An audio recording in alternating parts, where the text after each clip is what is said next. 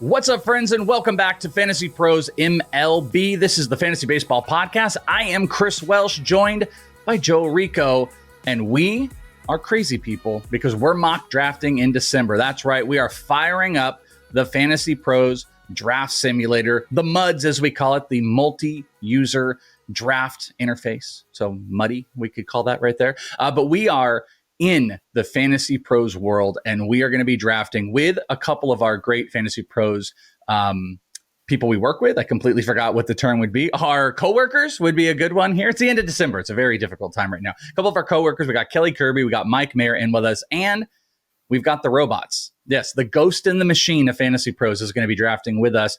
We are going to be going through a standard 5x5, no bench. We are going to do 5 outfielder. We are going to do corner and middle. We're going to do a few relievers in there. We're going to try to give you a really good perspective of what the early values are. That's going to be the biggest test to this mock draft. When you're mock drafting in December, you're really, getting an understanding of the values, or you're experimenting in the world of jumping into the early drafts of maybe NFBC and stuff like that. But we are going to give you a good idea of the evaluations and a preview of the draft board and the draft system at Fantasy Pros for the coming year. Mr. Joe Orrico, thank you so much. You are a company man, absolutely freaking decked out in pro stuff. What's up, buddy?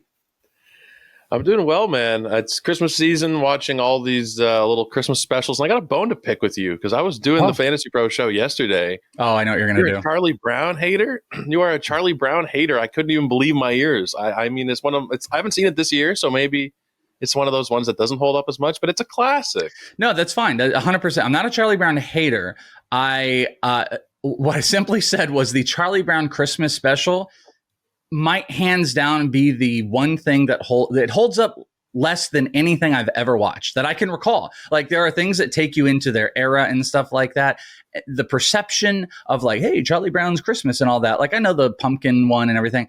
I was just astonished rewatching it with my kids. I was like, this is atrocious. And there's some pretty great animation of that time. That's simply what I was saying, a little grinchy in the holiday spirit, but it doesn't hold up. It doesn't hold. It's a rough watch. The storytelling, all of it is just, it's not great. And I'll probably just go back to National Lampoon's Christmas Vacation. That's I got to watch it this year. I'm just going through the Grinch. I watched Home Alone yesterday. Yeah. Just getting into that holiday spirit here as we start our drafts for the year. But I mean, I've already started drafting months ago, so this is more just another practice round, really.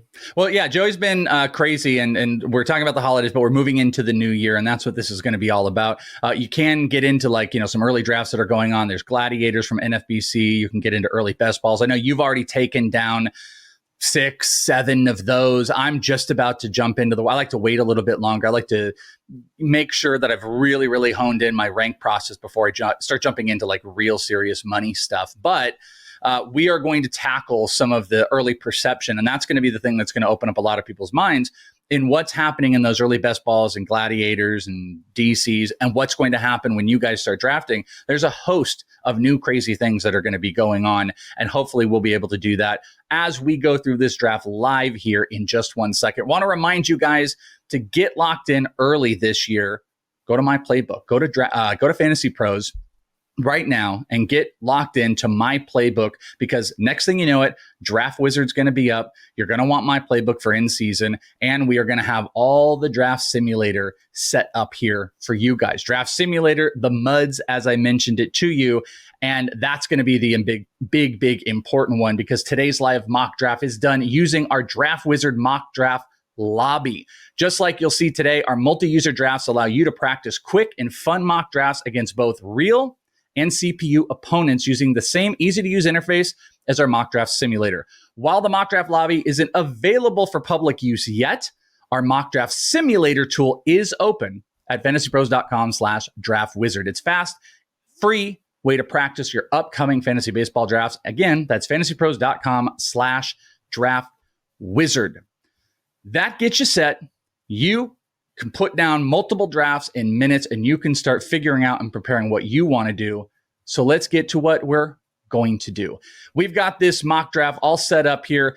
Mike Mayer's in the 1 spot. We've got Kelly Kirby at 4, Joe, we've got you at 7. I am drafting at 11. Right before I hit start on this bad boy, any quick thought process of how you want to attack this from that 7 spot? Yeah, I like to be at least in the middle. I don't like to be on the turns because then you miss out on the runs if it's starting pitcher, if it's closer, if it's whatever. So I like to be in the middle for this draft. I got to choose my spot, so I went just after the middle because I do think that there are maybe 17 or 18 first-round worthy players, so I can get myself potentially 2 of them drafting. Maybe it's better to be a little farther down, 8, 9, 10, guarantee yourself whatever Julio Carroll combo or Jordan and Carroll or whatever. But I do like to be kind of in the middle and a little slightly more towards the back end here. So I like where I am. I'm going to plan for some 5 category bats here in the first couple rounds. And that's kind of what I was looking at is like, I think there's some really, really great value at the end of drafts. We're doing a 12 team. The only thing I didn't mention about the whole process, Roto maybe being a little bit more king 15 team would make sense. But again, just as a nice little promotional tool to the simulator and the lobby, you can have so much customization. I set this up in minutes, was able to put how many teams, what the positions by quick clicks, the time, and you can invite as many people as you want to throw out there, or you can just have the robots draft. So I'm at 11 here. I'm going to be looking at probably some combination of the really great valued bats that are going to fall out. Let's see where the pitchers go. Let's see where the values are. And let's start this bad boy up. We have got our dear friend Mike Mayer, who's going to be on the clock here, drafting 1. Shohei Ohtani, 67% expert consensus so far as the number 1 player. Doesn't have a position. It's going to just be util, which is probably the slight little negative to it, but his production and performance is great. And I've said this before, I think there are 4 really great ways you can go in drafts for extremes. The overall, Ohtani. The best positional, Witt. You want all the homers, Judge. You want all the stolen bases, Ellie. I think those 4 are a great way that you can tackle this into your drafts. And this bad boy has started up. Mike Mayer is on the clock. And I would suspect Ohtani is going to be our top dog here. Are you on Ohtani at util? Yeah, I don't mind it. I mean, especially if you get him as a pitcher too. There's some sites where you'll get both of those stats. If it's a daily league, then he's easily number 1. If you're just talking about the offensive stats, I don't really mind going with Bobby Witt, especially if you are somebody who's going to do like a bunch of drafts. Let's say you get the number 1 pick like 10 times. I probably would take both of them evenly, maybe 60% Ohtani, 40% Witt. But Bobby Witt, I mean, 30-30 season, hitting well over 300, on the upward trajectory. There's no injury concerns. It's not crazy to consider him as the first overall pick, I don't think. No, and I don't think it's crazy, and that's definitely not what I'm saying. I don't think it is a wild, crazy thing. It's just, I think from a statistical, not worry about positional standpoint, Ohtani makes all the sense in the world. So first pick is up here. And we do have Ohtani. Witt goes 2, Soto goes 3. Kelly is on the clock here, and 83% expert consensus so far in the early ranks. A lot of this powered by our expert consensus rankers, which as the season goes on, they're going to keep going up and up. We have Gunnar Henderson going to Kelly. Aaron Judge was 87% consensus. It went Judge, and then Ellie, you are now up, Joe. I'm going to take care of a weaker position in third base. Talked about the 5 category prowess I'm looking for in the first round. I'm going to go Jose Ramirez. Going to keep it simple. I mean, I could have gone Mookie Betts, Kyle Tucker, but I feel like Jose Ramirez is one of those guys you can pretty much write the numbers down in pen before the season. You know what he's going to do. Some variance in the runs and RBIs, but so safe at such a weak position. Yeah, I love that. Mookie Betts, Kyle Tucker, Fernando Tatis Jr., that's pretty core. To be honest with you, would have loved one of those falling, but that's what's so great about. So like 10 looks like a really good spot. It's going to feel homery. Corbin Carroll is sitting there. I kind of love, and I've talked about this combination potential of you could go Corbin Carroll and Julio Rodriguez on the wheel. I also have the potential of jumping in the SP market. If you were to ever do or at all do the pocket aces strategy, Skubal and Skeens might be the ultimate of all time. They're also a huge safety net, but it's a battle of what are you comfortable with on the hitters versus what are you comfortable with investment on the pitchers. And I can't quite pull the trigger on that, but I just got sniped by the system. As I said that, I was going to take Julio or Skeens, and they both just went on the wheel. That's a phenomenal one. So now I am staring at this possibility of maybe I do take the top SP. I like Lindor a lot. Yordan Alvarez is as safe can be. You know what? I am going to do this. It is the the top of the board here. Lindor is being pushed at me. Oh, man. What do you think? Skubal or Lindor? Stolen bases, overall production, or get that SP? I'm tempted to lock up the SP. I think if it were me, I'd probably go Skubal, but Jordan Alvarez as kind of like the mirror of Corbin Carroll, because you're not getting steals with him, but Carroll could give you 40 steals and then you're getting 40 homers from Jordan. I know I didn't help you out too much there. Well, no, I'm gonna do it. Like I'm gonna go with Skubal. I really thought Julio was gonna be my lock, and if not, go Skeens. But get the top pitcher. I've got a 50+ stolen base guy in Corbin Carroll. I'm pretty comfortable with that, so I go Skubal. The next team, it's still a little bit high. Ronald Acuna going in the second round. He's kind of falling in more of the higher stakes stuff into like the third. We had Lindor. Vladimir Guerrero Jr., and then you just got gifted Jordan Alvarez. Yeah, 206. He shouldn't fall quite that far. Now, the lineup around him is not what it was even a week ago, but I still think that he is a pretty damn safe pick there, middle of the second round. Later he fall. I mean, he could be a first-round pick, and it wouldn't really shock me if he went 11th or 12th, but getting him middle of the second, that is a gift. Yeah, I was thinking about, there's always been this debate that's gone on just forever about like Vladimir Guerrero Jr. or Jordan Alvarez, and people struggle with that. And it's like, they're just both incredibly great picks. Yeah. So, it's like just a phenomenal spot.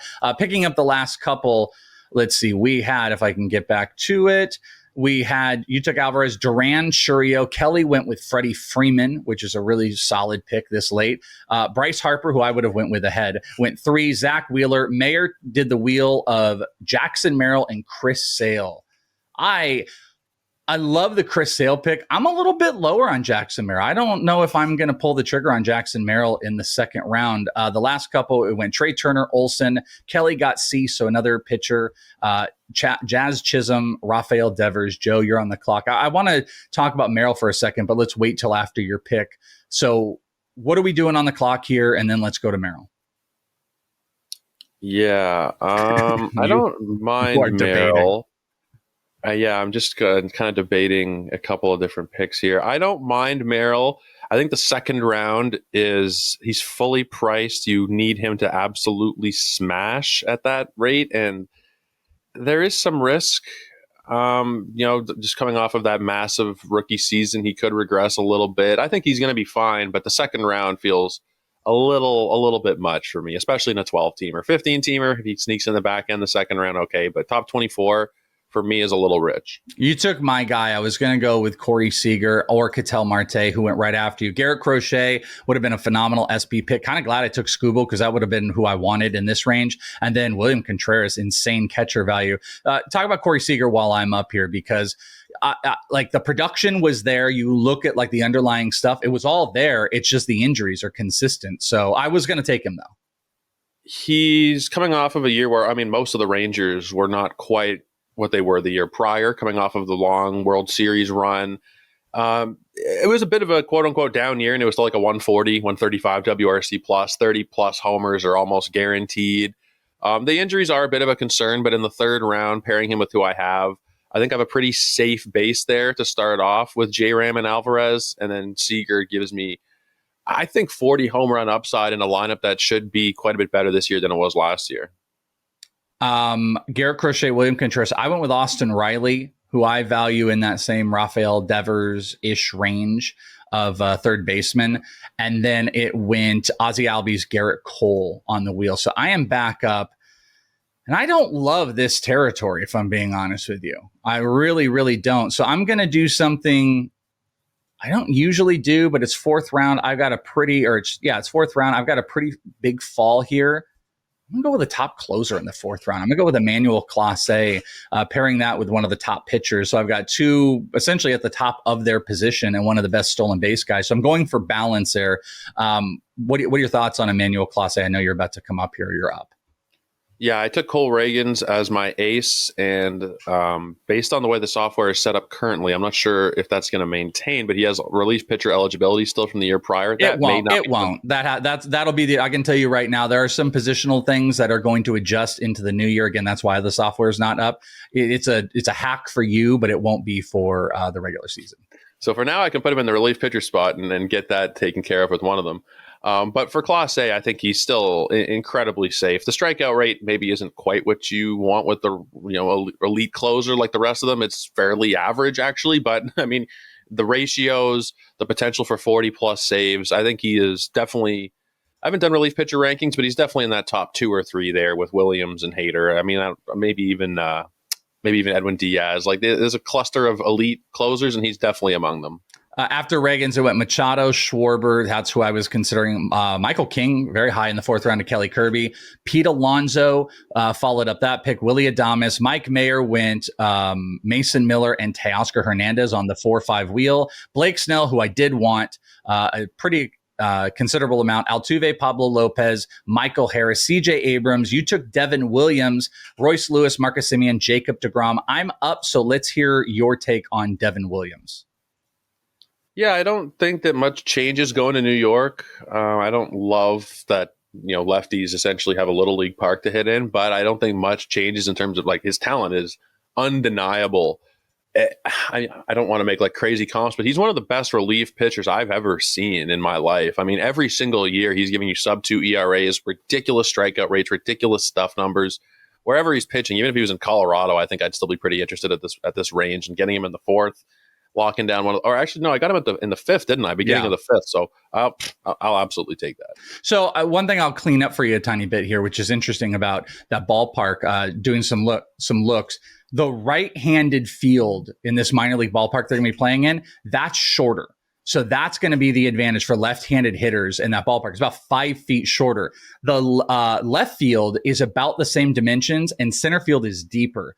Now, there's no foul ground, which take that for either way, but then it's a little bit hotter in Sacramento, so the ball could fly. So there are positives and negatives. I don't think it is quite the hot box that everybody is kind of assuming that it's going to be, but it does have some hitter-friendly pieces there that, like, I think a guy like Lawrence Butler, Brent Rote, like Butler is going to benefit from hitting there, just cleaning up on the A side. I just took James Wood, followed up Santander and Zach Gallen. I'm going to take one of my favorite players in the 6th round still.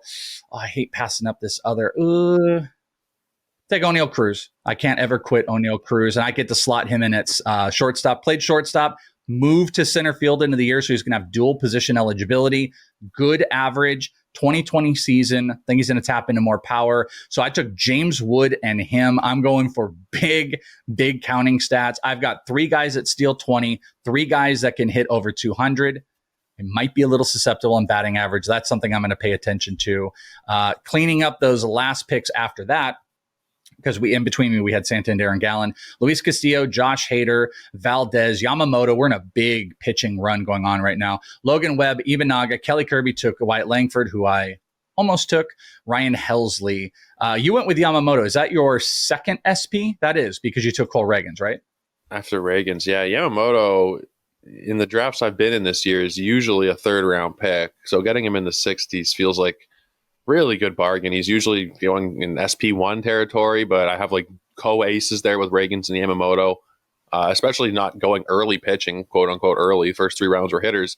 I'm pretty happy with that. Yeah, and point out, early drafts and like NFBC and stuff, you're going to play like upside, big stolen bases, big strikeouts and stuff like that. Pitchers go higher, catchers go higher. Catchers kind of ruin the system a little bit of values because NFBC and 2-catcher systems. So just some things to point out here. Oh man, I hate 2-catcher leagues, man. I hate 2-catcher leagues. I really do. I hate this round. Everybody just taking my guys. Nola and Vientos went to Mayer. Tyler Glasnow was one I wanted. Brent Rooker to Kelly I like, and you took Johan Duran. So I'm up. Why don't you break us down on that? Is your second closer, I believe. Yeah, I mean, there's a lot of drafts I've done this year where I've waited way too long on closer, and then you're going with like a Calvin Fauché or somebody as your SP2, and I mean, half the people probably just said, who is that? And I wouldn't blame them. So I try sometimes, especially when we have a little bit more freedom in these mocks, to try out some different builds, and going with a couple of early closers. I like what I've done so far. I've got 2 absolute shutdown arms, Williams and Duran, and I don't have to worry about it at all. And that's been something for me in the early drafting I've done, where I'm sitting there in the 8th, 9th, 10th, 11th, through like 15th round thinking, I need another closer. Now I can just focus on the team and not have to worry about that positional stuff. I just took Jordan Westberg, one of my favorite breakout candidates who already had just a big breakout year last year. Insanely great slider of Baseball Savant, if you care about looking at that. Good hard hit numbers, barrel numbers. They're making the right field, or I guess it would be left field wall. They're bringing it down for right-handed hitters, so it's an advantage for right-handed hitters in general. It's a huge boost for Jordan Westberg. Took him about 83. Just for people's perspective, it's about where you're going to have to take a guy like him. And I think that's one that's going to open people's eyes. Whoa, Jordan Westberg, that seems like a brand new one here. I currently have my, technically he qualifies at second here, probably shouldn't. O'Neal Cruz, Riley. I've got 2 outfielders. I've got 1 starting pitcher, 1 closer. I'm very tempted to go starting pitcher here. I'm going to do this. This is going to seem weird. I'm going to go with Luis Robert. And I just want to throw this out. Luis Robert, gross year. Insanely bad underlying stats. XBA 210. Everything fell apart. But it fell apart so much as I've been doing some of this work. It seems like the outlier more than it is anything else. I've come to terms with that. I don't know if Robert's ever going to become that second round overall talent. It was so bad. It reeks to me of the injury, the lack of care and play on a team that was losing. And it's such an outlier that I actually don't think the bad K numbers and whiff numbers and underlying data is as bad as it truly is. And he still put up big counting stats. So I kind of think it's a sneakier little pick out there. So I'm going to go with Luis Robert for my third outfielder here. Bevy of picks: Arozarena, Ozuna, Holiday. You took Christian Walker. We had Yanier Diaz, Brian Reynolds, Raleigh, Lawrence Butler, who I really considered, Gaussman, Doyle, and then the 9th round started with Munoz, Ober, and Neto.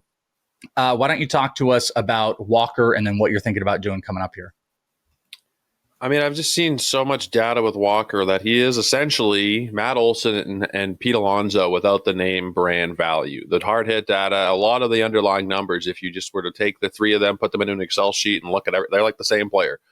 And you're paying quite a bit less for Christian Walker than you are for the other 2. I'm not sure where he's going to play yet, which does worry me a little bit, but I do think he ends up probably at Yankee Stadium. Do you think there's no chance of a reunion in the desert, or what are you thinking there? I think there is a chance. I mean, you say Yankee Stadium, but they just brought in Cody Bellinger, and I know Cody could be the outfielder, but he might end up being the first baseman when it's all said and done with Jason Dominguez. So I think it's kind of open right now. I think Walker might be too expensive for the Diamondbacks, but I know there are some conversations around it. You sneaky little sneaker, you. You just took Shane McClanahan in the 9th, which was definitely in my queue. Hunter Brown had been in my queue. Kelly Kirby took Robert Suarez, Tristan Casas, Profar, Alex Bregman. That was a pretty brutal round of a bunch of really good late sleepers. And that's kind of the sneaky thing. I think SP is crazy deep right here. Yeah. I invested a 2nd round pick in a starting pitcher, and I haven't taken another one yet outside of relief. This is where I want to rectify that in this round, which I'm up. I forgot that I'm up here because there are quite a few really, really good valued starting pitchers. So I'm going to double tap here. All right. I am going to go. Oh man, I'm really struggling with this actually, which one I want to do. I got to take Joe Ryan. Joe Ryan, just elite underlying stats too. Fastball, ended up having just big strikeout numbers. Just love everything I saw. Grayson just went, so that made my decision easier.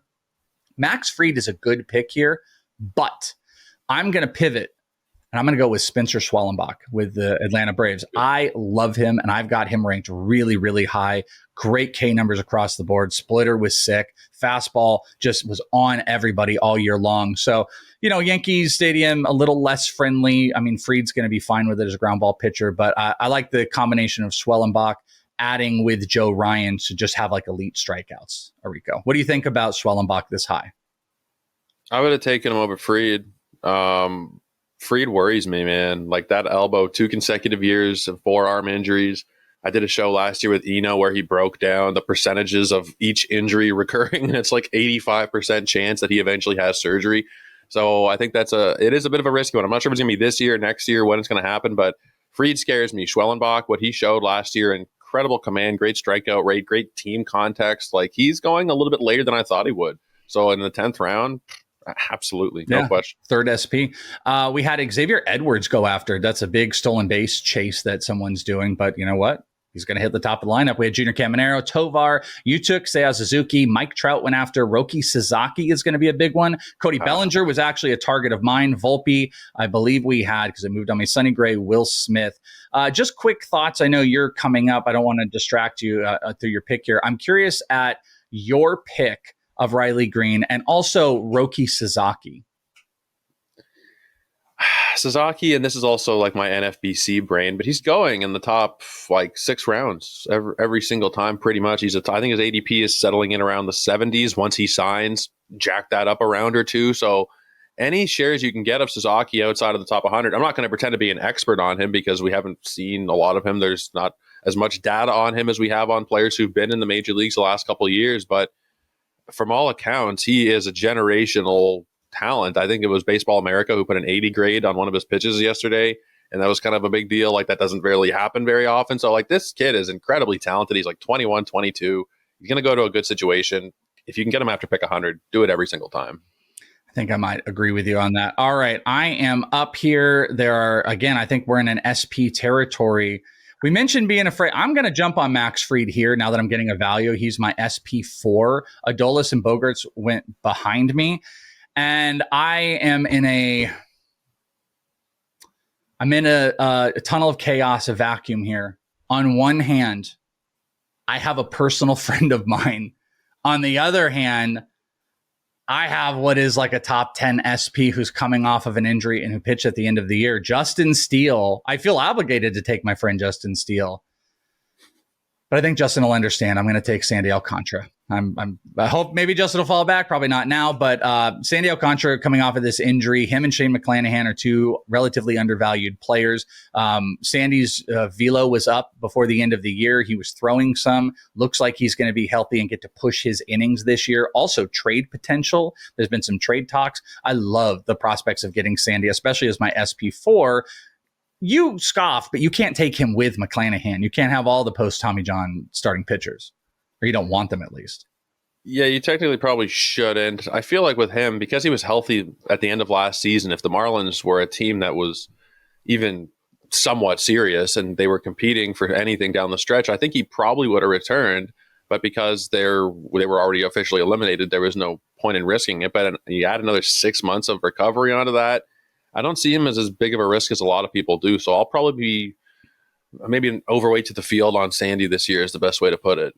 I like that. All right, so let's see if I can potentially pick back up where we were. So in that round, it was the 12th round, I took Sandy. It went Urseg, Pasquantino, literally top of my queue. Brandon Nimmo, Contreras, Terang. Luke Weaver, probably not great, losing his job. Jake Berger, also at the top of my queue. That went to Kelly. Rodon, India. Mike Mayer went Luis Garcia, Jason Dominguez, back-to-back. Dominguez pick is freaking phenomenal. After that, we had Kelly taking Justin Steele, Horner, Finnegan. You took Jared Jones, Wu, Cronenworth, and Lau. Did you want our friend of the show, Justin Steele? Are you happy with that Jared Jones pick? No, I like Steele a lot. I mean, he's been so consistent since he entered the league, he's one of the most consistent pitchers, but there was also some arm trouble in September. I don't think it was that serious. Like, he made his last start, I believe, still. Doesn't give me that warm, fuzzy feeling, though, to draft a guy who did have some arm trouble down the stretch. So I actually don't think I've landed on Justin Steele this year. The price is reasonable enough. There's just something that worries me a little bit there. With anybody who had any kind of arm problem, but I think we're getting to the point where it's pretty hard to find a pitcher who hasn't had some kind of arm problem. And at this price, I think it's definitely a fair range to take a shot on him for sure. It's probably later than he should be going, if we're being honest. Man, I can't believe I'm going to do this. I'm taking an empty stat, but I need batting average to carry back up. Luis Arraez. I'm going to let Luis Arraez push my team up just a tiny bit. I really have taken some risky shots where I might be tanking batting average, but I have some pretty intense stolen bases on my team. I've got Carroll, Wood, Robert. I got some big homers in Riley, O'Neill, Cruz. I will say I probably need to bulk up on the power a little bit more. If that's just my personal feeling. If I am going to end up taking a guy like Luis Arraez, which is just a bit risky. There are quite a few players I like here. I don't. Oh, man. All right, I'm going to see if I can slip a guy by. I'm going to take a closer. I'm going to take Pete Fairbanks here. I needed a second closer. We got 2 RP spots. I'm going to play a risk to see if I can get my guy to fall back to me. So we'll see if it ends up happening. Kirby Yates, Kikuchi. This is probably going to be a relatively reliever round. Joe, what are you thinking about doing here in round 14? I'm going to take a bit of a chance, but I'm going to go Spencer Strider, 5th SP at this point of the draft. I know it's risky. But I think especially in leagues where you guys are going to have IL spots, which is the majority of people play in leagues with IL spots, that at that point of the draft, okay, you got to stick them on the shelf for a month, even 2 months. You pick up somebody else, and then maybe you get 4 months of Spencer Strider. I pick 150, 160. I kind of love it, to be honest, even though I don't say that it's without its risks. I like that. Friends, we're already talking about behind the scenes. We're talking about futures, MLB futures, and you're doing rookie of the year bets. You're getting into the betting world is right behind us, or right in front of us, I suppose is a better way to say it, for the MLB season. But behind us, with us, and still carrying on is the rest of the betting season. And we got an offer for everybody that's listening over on Betting Pros, where you can get a full month free of premium access on Betting Pros using the promo code FPFREE. You can get access to our same game parlay tools, prop analyzer, the price pick prop bet cheat sheet. That's a difficult one to say. Plus, we were working on a Nerfy product from last year that might be coming out this year, and a whole bunch more. Get access and unlock all the amazing premium tools on Betting Pros by using code FPFREE. Download the app. You can follow me. Last year, my best bet of the year, Elly De La Cruz to lead the league in stolen bases, was plus 600. We bet that preseason. So you can follow those bets on the Betting Pros app and get that access free. Promo code FPFREE. All right, let's jump back into this. Looks like I am up. This round went Pepio, Manaya, Ohapi, Eugenio, Springer, Lane Thomas, Lau, Josh Lowe, Langoliers, Burleson, and Realmuto. You took Mr. Josh Lowe. Pretty good combination, speed, not Pizza Hut, Taco Bell, but speed and power. So Josh Lowe, did he fill out a positional need of outfield for you? Were you low on outfield? He filled out a categorical need for me. He's my 4th outfielder, but speed, I'm going to probably handily be at the top of the power projections with Walker, Seager, J-Ram, Alvarez, Suzuki, Green. But the stolen bases of those guys I just mentioned, there's a lot of maybe not zeros, but really low numbers. And I think I need a guy who has the potential for 35, 40 steals. And you get the huge park upgrade coming this year as well for those Rays bats. So I love me some Josh Lowe if you're pushing pick 200 for sure. I think it's like a killer buy low. So the guy wanted fell back, Luis Gil. I know people are weird about Luis Gil. They didn't want to trade him. He is still considered one of their top pitchers. He gets to move down the rotation. He's going to get to push more innings this year. I think Luis Gil's in a great spot, especially for strikeouts. I got a good core of starting pitchers that he's like my SP 5 or 6. I really wanted him to push back. And I want all the shares of Tyler O'Neill I can get.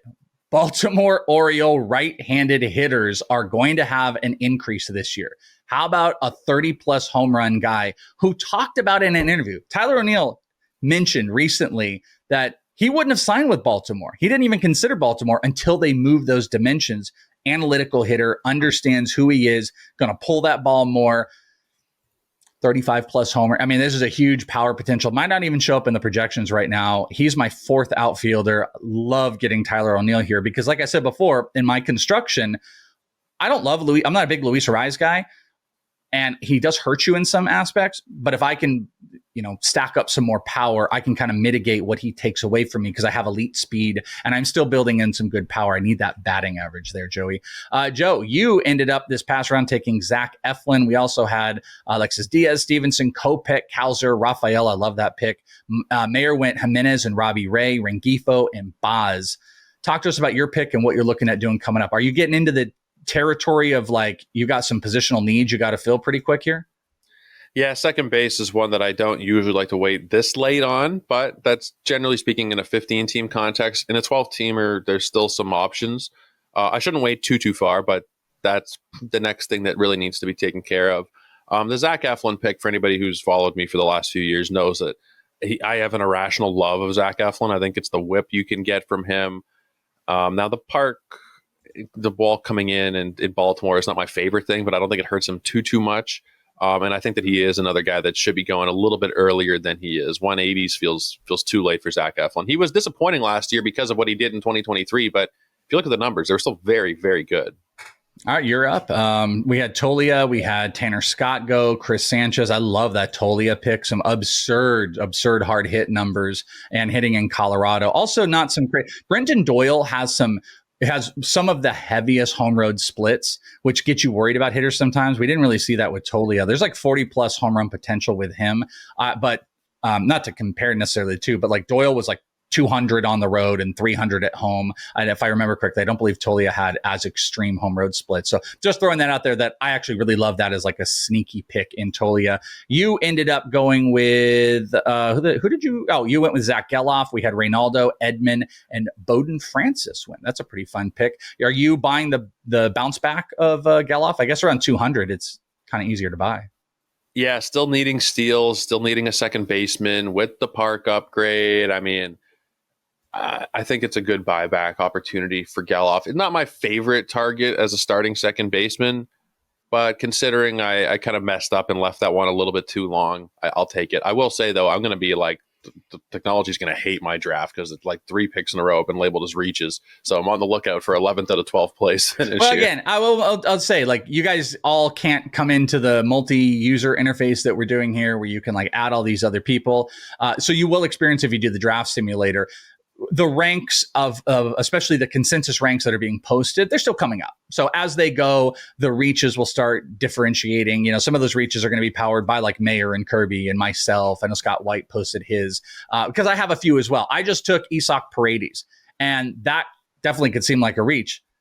Give me him back in Houston. Like Cubs, but now you go and put me in a low left field for a guy. I mean, that's how Alex Bregman lived. Alex Bregman lived by pulled fly balls, get it up in the air, big launch angles. That's the only way that Isaac Paredes lives, and he did it in Tampa Bay. Couldn't do it in Chicago, so I'm back. I just took him, and then I followed him up with Dansby Swanson, who I get to put in middle infield. Not that I'm necessarily enamored, but solid 2010 guy that I can put in my middle infield and not having to be a starter. Just trying to round out this offense overall. What do you think about Isaac? I think it's funny that the Astros traded a top 10 player in baseball for a guy who just specifically fits into their ballpark. I think it's kind of like a bizarre move for them to make because Paredes is an okay player. But as kind of, I mean, the prospect they got back is supposed to be fantastic. Cam Smith is like absolutely no joke. Big, hard to hit stuff. He had over 300 in his debut. Homers were starting to crush. Great college bat. Had some swing and miss issues. Looked like that was kind of fixed. Huge analytical team. So Cam Smith was a huge get. In a nutshell, to Tucker, it doesn't make sense, but you have to remember Tucker's on a 1-year deal. So that's why it did. They got like a top-ish prospect, and they got a player that literally will thrive where they play.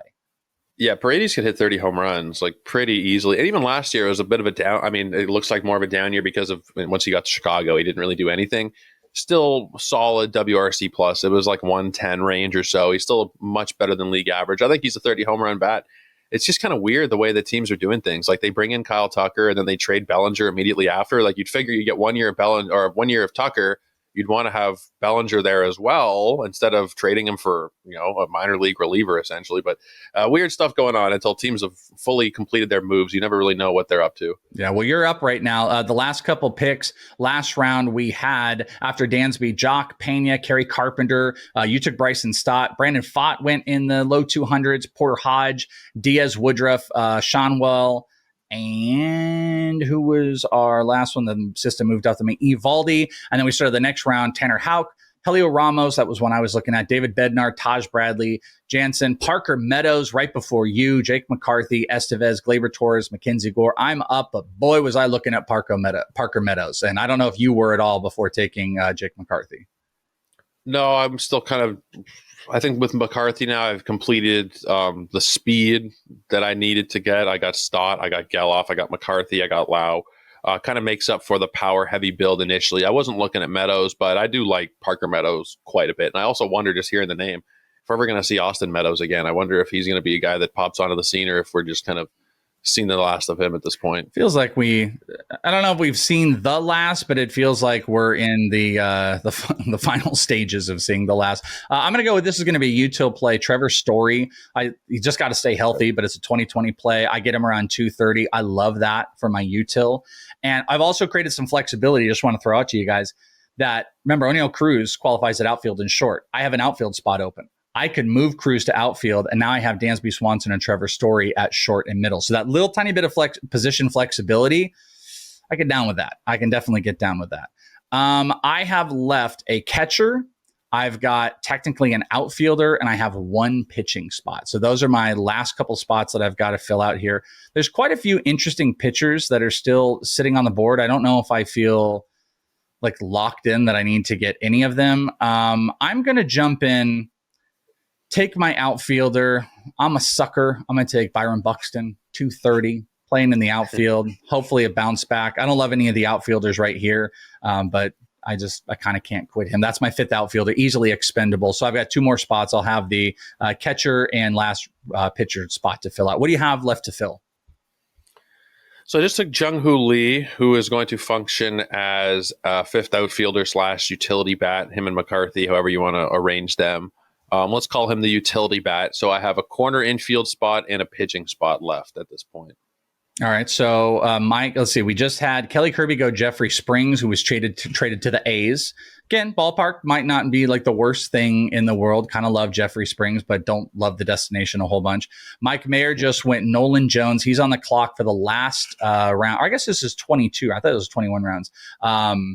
He just took Jorge Soler was one I was also looking at. So Jorge Soler, Austin Wells, Cutter Crawford, Kelly's on the clock. You are up, and you're going to have your final two picks coming up here. You're on the clock now, Joe. After Kelly took Maikel Garcia, Tyler Fitzgerald went, and Clark Schmidt. Yeah, I mean, Josh Young was who I wanted in that final corner spot there. That's a little disappointing. So I need to do a little bit of a pivot here, and I might shoot for some upside with Kyle Manzardo. It looks like they are orchestrating things so that he will have a role. That's why they got rid of Spencer Horwitz, I think, right after they acquired him. They didn't want to further clog up first base. So I think that Manzardo, especially, like I think in September, he hit like 280 with 5 home runs. Like he seemed to figure things out. Looks like he's going to play every day. So I like that as a utility spot or a corner infield spot, I guess. Yeah, I like that. I am going to, we'll do this. I should take a young guy out here. We're going to tap Jackson Jobe, who I could cheat in the relief pitching spot if I end up wanting to. Looks like, I think early projections around 140 innings with the Tigers. I really love that. My last spot's a catcher. Love Sean Murphy. Travis d'Arnaud out of there. Probably Drake Baldwin going to be in there. So I'll take that high-powered offense. Give me a catcher and a high-powered offense. That's my final pick for my final construction. After these last couple picks, we are going to jump over just for a couple minutes, and we are going to see the system give us the grades, which, again, that's something that's one of my personal favorites about this, where it'll give you some insights on your teams. You can see experts who love or dislike yours, and especially as the experts come on, it's really one of my absolute favorite things. And the big key at this point is, will I love my own draft the most? Because my ranks are up there. That's going to be the big key to this whole bad boy. Ooh, who had that sneaky pick? Team 5 just took Matt Shaw. Super sneaky pick. Saw he went inside the top 200 of a December NFBC. Looks like he's locked into that job. Shout out to that pick. That's very good. System hated my draft, though. I ended up getting like a C grade here. So we'll do a quick analysis of our own teams. Oh, man, what a brutal win here. Coming in at the bottom is me, Chris Welsh, at the very bitty bottom. Joe, you came in at 7. Kelly Kirby at 3. Mike Mayer. Mike Mayer won the draft. Behind the scenes, too, we'd actually done this other thing, and Kelly won it. And Kelly was like, oh, great, I win, and I'm out. And now Mike Mayer ends up winning the team. Not only did he win it, but he scored perfect. He scored 100. And 1,000%, it's loved by Mike Mayer team. Let's look at yours, Joey. Your insights. You can pull up your team because we'll give you. I'm going to just give out what the roster construction is of your team. The quick insights, you were top 4 in stolen base, average, and ERA when we're looking at your team. It had a couple reaches. I wouldn't worry about the reaches right now. It did say you drafted one player in the top 3 of their position. That was Jose Ramirez. Joe Pisapia on the expert consensus ranks loved you the most. Mike Mayer also loved, and I also loved. Who did not love is Kelly Kirby and Andy Behrens from Yahoo. So those were some dislikes on your team, though. I guess we don't have the grade up yet. That'll be coming. I was curious at like what the overall scoring system of it. Let's hear your team. Let's hear what the construction of your team ended up being. So I started Jose Ramirez, Jordan Alvarez, and Corey Seager as the offensive base. Went with Cole Reagans and Devin Williams as the next two picks. And then Yamamoto, Yohan Duran, Christian Walker. Followed that up with Shane McClanahan, Seiya Suzuki, Riley Green, Wilson Contreras, who is catcher eligible, but will be playing first base. So like that. Jared Jones in the 13th round, followed by Spencer Strider, Josh Lowe, Zach Eflin, and then another Zach and Geloff. Bryson Stott, Jake McCarthy, Jung-Hoo Lee, Kyle Manzardo, and then I ended out with DJ Hertz. So let me ask you, your favorite and least favorite pick or part of this like really early construction, because I look at this, I love your infield. I kind of like the late value of Bryson Stott. I think that's ridiculous. Your outfield, I think, is really strong, and I think that's something that fades with a lot of people. You got your closers with a good investment, and I think you did a great job of values. You have some injury risk, though, on your pitchers. You know, with McClanahan, Yamamoto, Jared Jones, Strider, you actually have an incredibly risky high. It's a low floor, high upside. I don't love your corner middle of Kyle Manzardo and Geloff, especially in the 12-man. I think that kind of struggled, but everything is give and take. Like nothing can be all perfect. So that's how I kind of foresee it. I would probably weight your pitcher injuries as a much bigger negative if I had to pick a negative, while saying that I thought your offensive construction besides that corner middle was like really strong, particularly with a couple picks. But what's your favorite, let's say, pick and least favorite pick or part of the construction? I think the favorite has to be Wilson Contreras and Seiya Suzuki. Like, those guys are big targets of mine. Suzuki, if he stays healthy, like, he is one of the best 20 or 25 hitters in baseball. I think he's a 5-category guy going well after a lot of the other ones. And now we've swapped Cody Bellinger for Kyle Tucker.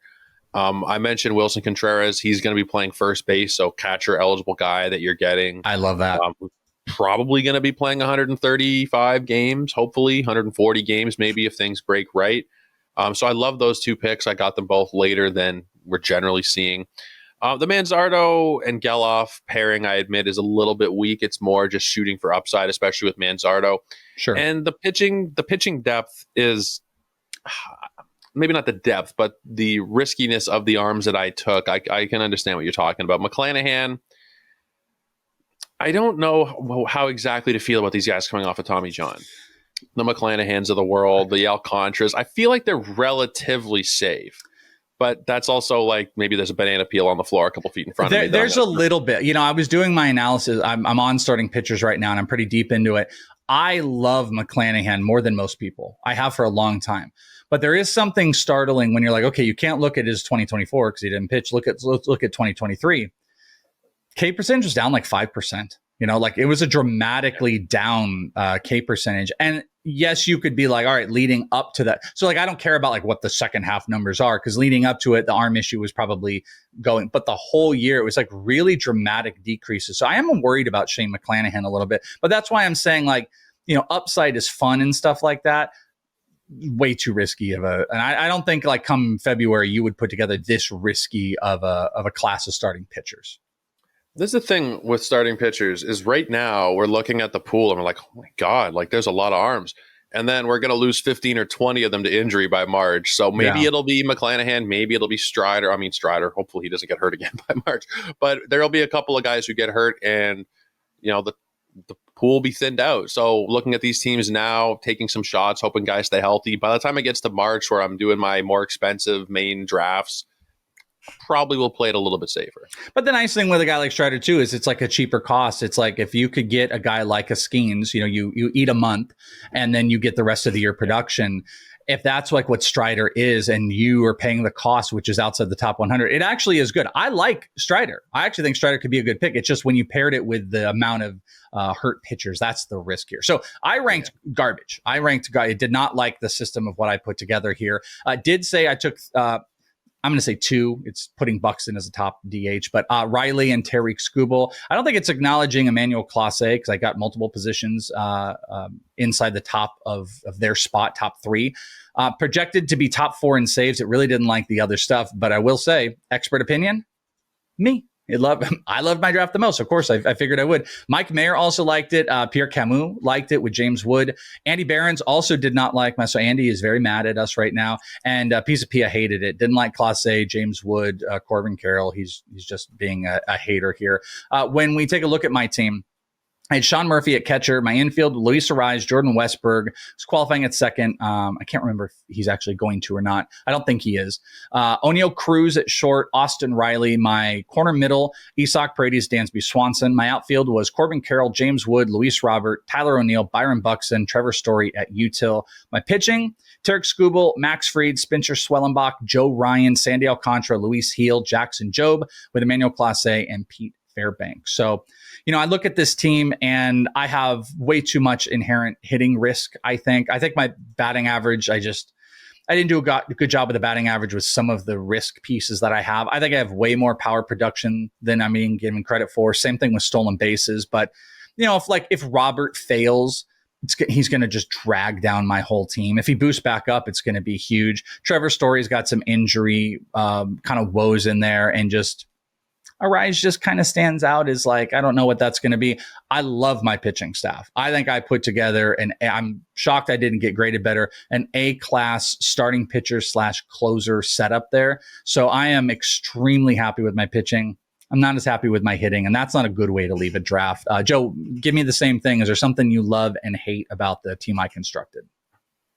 The thing that worries me the most, I won't say that I hate it because I've done it myself a few times, and I alluded to it earlier, is falling behind a little bit on my second closer. And I think Pete Fairbanks is a concern. The numbers fell for him last year a little bit. They're going to a more hitter-friendly park. And there's also 6 different options in Tampa that could close. It could be Uceta. I mean, Rasmussen's probably going back to the rotation, but I don't know for sure. They signed somebody the other day that I saw people hyping up as another sub-3 ERA reliever, so he'll probably be the next, Billy Wagner or something. But one of the things with that, I will point out for a second, had we had bench, I was going to take AJ Puck. Also, I think there's some in just this instance, if Tanner Scott had a home and I knew he was going to be a closer, I might have considered him. There were a couple that I just stared at. Kirby Yates is sitting out there. He doesn't have a home. That I think the market for closers right now is a little bit wonky. But to your point, it was like a struggle. What's something about the construction that you dug? I think you do have a nothing. More Good balance. Lord, with that pause there. I think you have more balance than you give yourself credit for. Because I think if you are looking at the true power bats, you got, O'Neill Cruz, I'm not sure about the in-game power necessarily, but he could very easily hit 30-plus homers. Same with Riley, same with Paredes. Carroll, 25. Wood, probably 25. Lubob, 30. O'Neill, 30. You got speed spread out with, a little bit in Westberg. You got Cruz. Carroll is a huge cushion there. Wood, batting average is a little bit high variance because Carroll could hit 230 or he could hit 290, and neither outcome would really surprise me. And there's a couple of guys where there is some potential. Same with Lubob. If Lubob hit 270 or 220, neither one's really surprised me. So a little bit of high variance with the batting average, but I think it's a pretty well-balanced offense. And even your pitching, I think, is like you said, you got Tariq Skubal. Fried is not somebody that I'm terribly interested in, but you got him, I think, well after ADP, so no real complaints there. Sandy, I love, would have probably taken him if I didn't already have McClanahan, and we've alluded to the compounded risk there. But I think you did a really good job. Safe enough team with upside and pretty balanced. So I can't really complain about it too much. We'll do a quick look. We apologize to Kelly here. Kelly did finish 3, so Kelly, got to come on to get your analysis here. You didn't win. You did win the last one, so shout out. Kelly did win. I just want to give a quick look to Mike Mayer because he did win. Pisa loved his team. It said he is projected in the top 4 of homers, stolen bases, wins, saves, K, ERA, and the best of run, RBI, and WHIP. That's 9. It's top 4 in 9 of the top 10 categories. That's why he crushed it. He projected at the tippy top across the board. And that team quickly was Will Smith at catcher, Vientos, Luis Garcia, Merrill, who's qualifying at short, which shouldn't, by the way, and Colt Keith, Nolan Jones, and Mason Wynn on corner middle. Outfield is Teoscar, Doyle, Yelich, Jason Dominguez, Soler, Andres Jimenez at util. Pitching was Chris Sale, Aaron Nola, Evaldi, Houck, Robbie Ray. Also had Ohtani. I forgot about that. They slotted him kind of weird. Andres Munoz and Ryan Pepio. That's actually probably why they slotted him a little bit weird. It's a pretty good construction. There's a couple players I'm actually not super into. I'm not into Jones. I'm not into Brenton Doyle. I love Dominguez. I love the Ohtani build in here. But I think the system was messing around with Ohtani just a tiny bit more. But that is what the number one constructed team looks like. What is your number one team construction? You can do it right now going over to the Draft Simulator on FantasyPros. You can download the Draft Wizard app, start playing with the Draft Simulator. You can go on the website, get into the Draft Simulator, start churning out some mock drafts to get your early analysis put together. And then before you know it, we're going to have everything opened up with the MUDs, the multi-user drafts you're going to be able to get into. We're going to have the cheat sheets. We're going to have all the draft information, everything above and beyond. Plus, you can be on the lookout. I will have dynasty ranks and prospect ranks available, and then more and more rankers are going to be out there. So this is just a nice, fun taste. Hopefully, you guys go and download the Draft Wizard app, the My Playbook app, and then you can consider into the new year getting premium access to everything under the sun. And we'll be doing some drafts with you guys as well. So that is a plug to make sure you are on our Discord. Go to fantasypros.com/chat. You can join for free. We've got rooms where we do podcasts, and we did a podcast in there last year just answering your questions. But we have a premium side to that as well. And you can unlock everything where we will do mock drafts. We do the home run contest, and you can mock draft with us on a podcast. So go and check it out today, fantasypros.com/chat.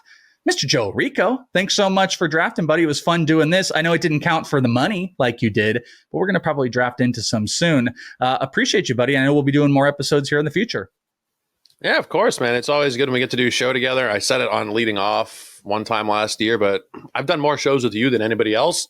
So we've got a little bit of a shorthand. It's always fun stuff, man. Looking forward to doing it again. Well, and we will be doing it again. You can find Joe on the Twitters at Joe Orrico99. You can follow me at Is It The Welsh if you want to follow us for some of those musings as well. Make sure you're subscribed to the podcast on a podcast feed and go to the YouTube, youtube.com/FantasyProsMLB. Friendos, you guys have a fantastic one, and we'll talk to you next time right here on Fantasy Pros MLB.